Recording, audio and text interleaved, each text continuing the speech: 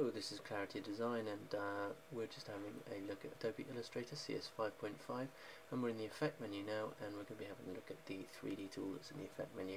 It's fairly simple to use when you know how, and there are a lot of effects in here that you can play around with. The best thing to do with all this stuff is to just find the time to take 10 minutes and to go and have a look at some of them.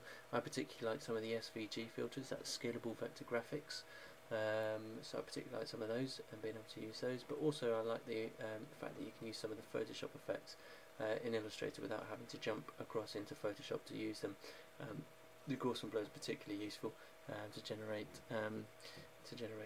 distortions on typography, so I like that sort of thing in here. Now I stumbled across the 3D effect tool, in particular like this 3D revolve. We've got extrude and bevel, which allows you to move it forward and backwards in space. Just switch the preview on to have a look, so you can see how that drags the same profile shape forward and backwards in space.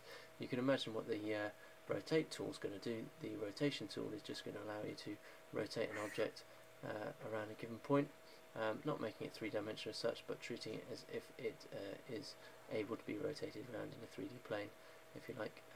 So the last one is the one I'm interested in, which is the Revolve tool, and we're going to revolve this around 360 degrees. It's going to revolve around the centre line here, okay, because it's going from the left edge.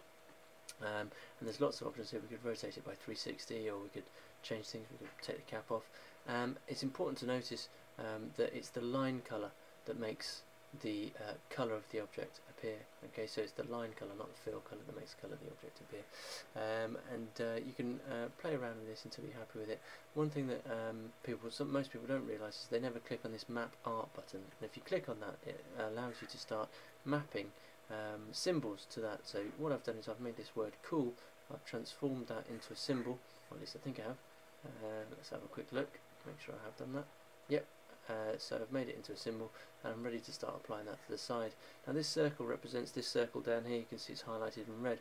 So if I move through these objects, this is the one I want, but if I move through these objects, then I can get different parts of the object. In fact, I might as well apply it to this edge as well. That would be quite nice. So let's do that. So let's just go down to this cool symbol here, and we'll apply that to the surface. You can see it doesn't quite fit, so if I just go scale to fit, that's going to stretch it out. And then I'm just going to scale that right the way in until it's fitting quite nicely in the surface where we can see it. So I can play around with this until I'm happy with the position, shape, etc. Let's go back to the other one. So let's put it up on here as well. So let's go and do the same thing. You can pick up that grime if you wanted, but I'm going to pick up that symbol and click that onto there, and again just move that round. And rescale it until we're happy with the position of that letter or those words, and you've got your artwork scaled onto the surface. Do notice what you've got down here. You could do shaded artwork. It's going to take a little bit longer, but it's basically applying the light shading onto that as well, and we can turn the geometry, so the actual geometry itself, invisible, so that we've got that.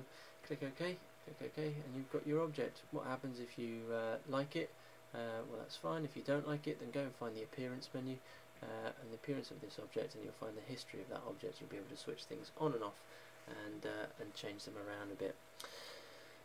So this has been Clarity Design. Hope that's useful and good fun for you to play around with, and I will see you again soon.